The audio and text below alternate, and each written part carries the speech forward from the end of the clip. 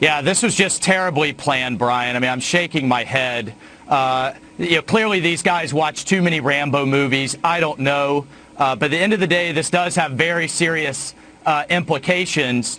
This plays right into Maduro's hands, plays right into his propaganda machine, and now clearly he's going to use it for additional leverage in dealing with the United States. And these guys are now on top of the 5 American hostages he already has detained. They were oil workers before, but just a terrible situation, and I don't know what these guys were thinking. And Venezuela now has a few chips to play when Cuba, Iran, and China are pretty much all over that country. They're shipping their gold out of the country. The people are starving. What's the end game? Yeah, and the Russians are in there as well. But we just can't overemphasize how many Cuban security and intelligence officials are there propping up Maduro's regime. And this whole episode, this Keystone Cops episode, plays right into his hands for his propaganda to continue locking down his state and oppressing those people. Right? I mean, at the end of the day, he's got to go, but this just isn't helpful at all. Absolutely. So meanwhile, let's pivot over to China. The tensions between our two countries heating up beyond belief. You focus in your column on what the Chinese do at U.S. colleges. They have 400,000 Chinese citizens in our colleges. We just want to educate them and maybe let them understand the greatness of capitalism. How's that going?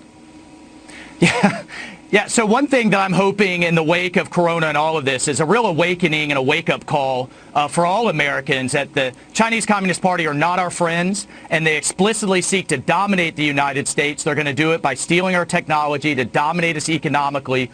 Then before they do militarily, 2 things they're doing. One is they are flooding our research institutes and our academic institutions with hundreds of thousands of Chinese students.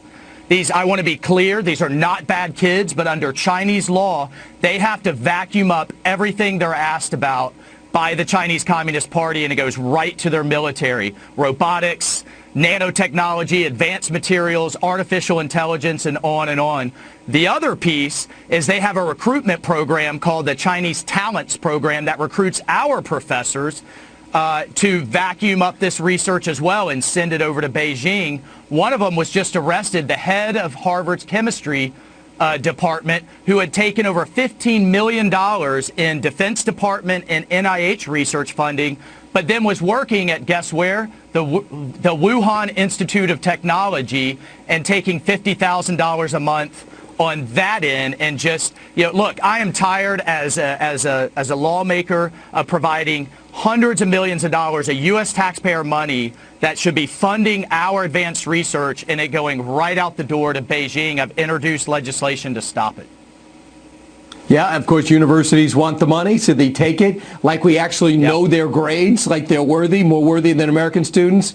Doubtful in many cases. When are we going to wise up and start getting aggressive? They must be laughing at us at some level, how we continue to play this naive game. But columns like yours can make a difference, especially with your background. Congressman, thanks so much. We'll continue to watch this and pressure this, especially as we try to get back to school in the fall.